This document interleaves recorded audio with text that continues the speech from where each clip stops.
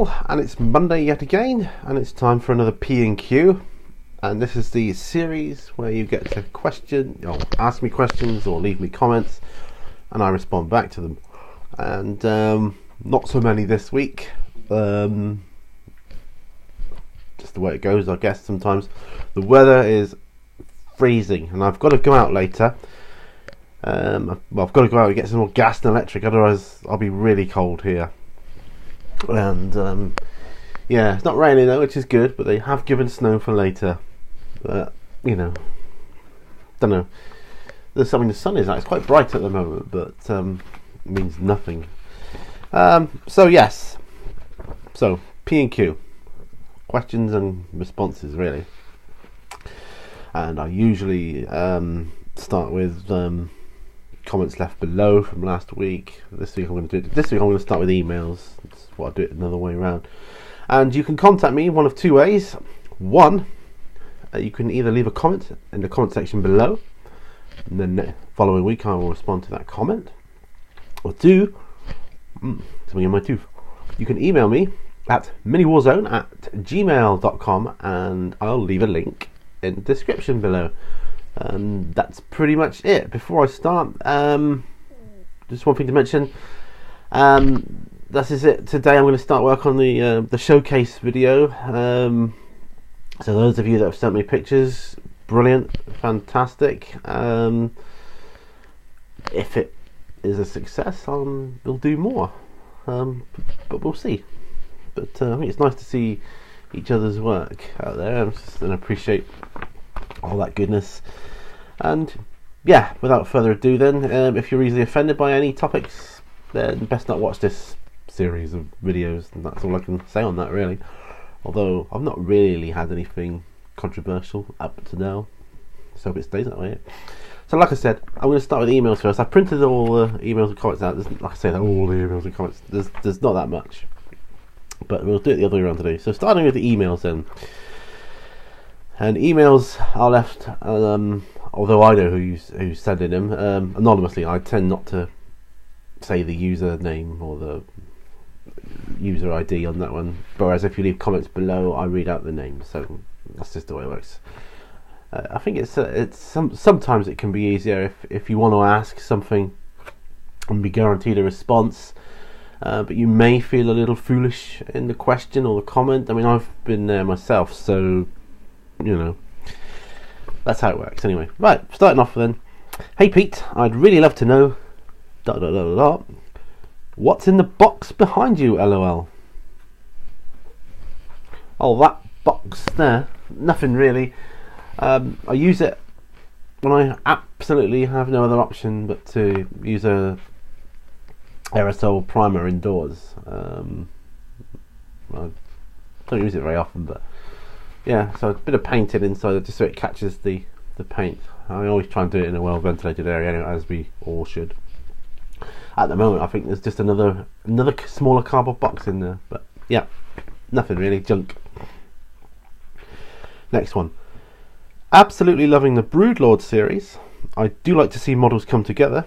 So is this the Broodlord from your is this the Broodlord from your Space Hulk game? Oh, your Space Hulk game, or did you get him separate? Yes, I got him separate because I didn't want to. I didn't know, actually. He's just here right in front of me as it's coming, but he's coming on. I'm awaiting another militaire paint so I can do a bit more airbrushing on him and do the next update. But what was I going to say? Yeah, my space. I'm looking over there because that's where my Space Hulk set is currently. I didn't want to do anything drastic to my Space Hulk Broodlord in case I messed it up, basically. Lack of confidence, I think. But seeing the way he's coming out, I think I might do something similar to my Space Hulk one. I don't know. Or I might just leave him Space Hulky. But either way, yeah. Thank you anyway. I'm really enjoying that series. Who knows, I might get to do other characters as I get more confident. Next one. So how is Dark Vengeance coming along? I haven't seen an update in a while.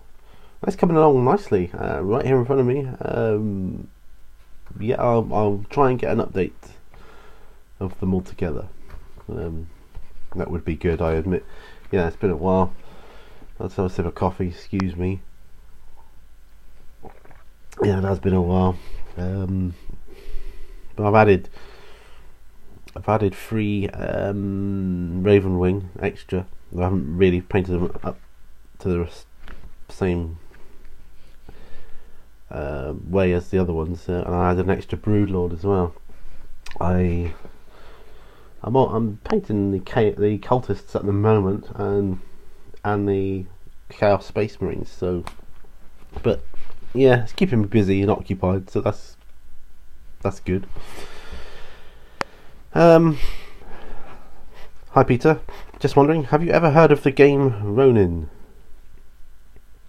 Yes, that's the samurai one, and I was only talking about it yesterday to someone at the Plymouth Association of Wargamers, as it happened, because I saw a battle report almost a week ago now. I found it on YouTube, and I found it fascinating. A real fascinating skirmish game. So fascinating, I might get into it myself. Yeah, it's very good. I don't know if Ronin is the name of the game exactly, or the type of game, I'm not sure. But yes, I have heard of it. Next email. If you can't sleep at night, why don't you paint? That's what I do when I cannot get to sleep. I get tons of stuff done that way. Mind you, I'm like a zombie the next day when I have to get up. Winky face. Yeah, I have done, and I know exactly what you mean. You just can't get up. Yeah, I have painted when I can't sleep. Quite therapeutic, quite relaxing. It's odd though. You think it's going to be quiet, the quiet of night, the still of night. Sorry, I'm rocking. I tend to do this. It relaxes me. The dead of night. But every little noise seems more amplified. Every groaning pipe, every creak. The doors banging or next door or something. I don't know. It's strange. Whereas now, all I can sort of hear is the fan on the computer. Very, very quiet, and I love that. I absolutely love it. It's a pity I've got to go out later. I've got a nut cold. I'm really not looking forward to that. I've got to go back as well, so well, there you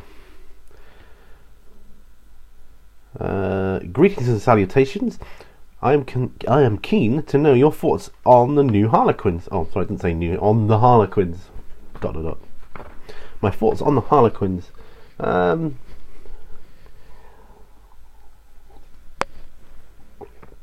really my cup of tea. I don't think. I don't like the look of the models. Just not my scene. Don't do anything for me. Sorry. No, I'm sure they're amazing statistic-wise, but I don't really like the look of them. There's so many better models out there, I think. Okay, now we're on to the comments that were left below the video from last week. And then that's it, because there's really not that much to talk about this week, because, like I say, there's not a lot of questions or comments here. We must have all had busy weeks and dealing with real life and stuff. So what a bummer that is. Right, James and his stuff says cool stuff. Your stuff or my stuff? It's a cool name. I like that name. James and his stuff. That's a really cool username. There's some really cool usernames out there. David Nichols says, great vid. Well, thank you very much, David Nichols. Glad you like it. And you also shared it as well, it says here. Thank you very much. I do appreciate. I always appreciate you guys sharing the videos out, and it kind of helps get a claw another subscriber in. That's brilliant. Wayne Catlin says, this is a long one. Hi Pete, how do you feel about the words geek and nerd being associated with our hobby? My wife will sometimes, in brackets, affectionately and playfully I might add, refer to me as a geek. Mine does too. My passion for certain interests has really blossomed in the last couple of years, and that's great. There's a time when I'd have been embarrassed, possibly even ashamed to admit just how much I am into things that might have me unfairly stereotyped. After all, it's not exactly complimentary when you're labelled a nerd or a geek or any other synonym, whether it's a playful remark or intended to offend. I just don't understand why loving jaw-droppingly awesome things can attract negativity. And there's a lot of younger people going through this. I see on various forums and social networking sites where they're kind of being teased at school about their Warhammer obsession, and but that's a different kettle of fish altogether, because I mean, with school you've got to develop a completely different strategy for dealing with that, and as you get older you kind of tend not to care anyway. I don't care. I don't care what people think about me, primarily because I mean, you've got to live each day as if it's your last, because one day it will be, and that's the philosophy I tend to use. And I get so much enjoyment out of this hobby, and at the end of the day, just to pick one up, I mean, it's a plastic soldier, and how's that harming anybody? Painting and assembling plastic soldiers, that's what I do. I play with them, and it's not harming anybody. You have to excuse the dogs, they bark at people walking by. So you're not harming anybody. And I was having a discussion with somebody yesterday as it happened. I mean, it was like, he said, this is his words, and I don't know the gentleman's name. If you're watching, I apologise for that. He said, I've got absolute support from my wife. He said, you know, I don't go out drinking, I don't smoke, you know, I don't beat my wife, I try to be as good a husband as I can be. So how am I harming anybody? And what you've got to remember, every time someone refers to you as a geek, alright, just remember, think to yourself,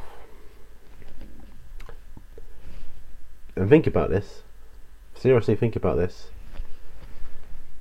geeks rule the world. Okay? And think about that. Geeks rule this world. So I'm fine being labelled a geek. Happy with that. I don't care. And that's pretty much my answer. Nick from Middick Beer says, another great chat. Yep, go for blue on the lizards. They look sweet in that colour. Yeah, I'm going to go for that. I'm wondering if you've ever made any terrain. Yes, I have. Will you be entering my terrain making competition in March? Yes, and I think I replied to you that I will be. I'm just in the process of going about making some other terrain, actually.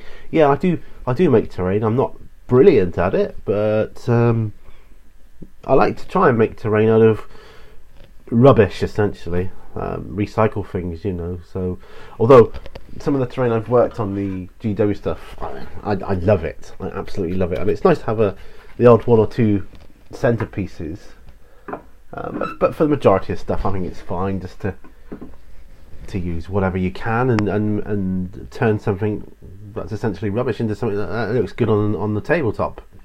It's scenery. I think scenery plays just as big a part in a game as the armies themselves. So yeah, and that is it. That is the last one. Not like I say, not so many this week, and I tried to draw it out a bit, but that's all there is. So I hope you liked it. I thoroughly enjoyed doing this as a series. Look what arrived today, by the way, in the post today. 32mm bases, the laser cut wooden ones. I love the smell of this, don't you? I'm going to base my I've got a box, an old box of Dark Angel Veterans, Also, obviously they have the old bases, and I'll just make them up, put them on the new bases, start seeing how that looks. I think it'll look really cool. I'm looking forward to that. And I think I'm going to prefer the wooden ones actually anyway, because I mean once these guys are stuck to the plastic base, I mean they're on it, they're solid, they're not moving without breaking, it's difficult. Whereas these, I think if you super glue them to the wooden base, if you want to change it in any way, or you want to repaint something, you just pull it off. Super glue's not that strong, I don't think. Right, I'm starting to ramble now to try and draw this out, so I'll stop it here. And just remains for me to say, don't forget, leave your comments down below or email miniwarzone@gmail.com, and I'll get back to you next week. I hope you guys have a great week ahead. Stay warm and happy gaming, guys. See you on the next video. Cheers now.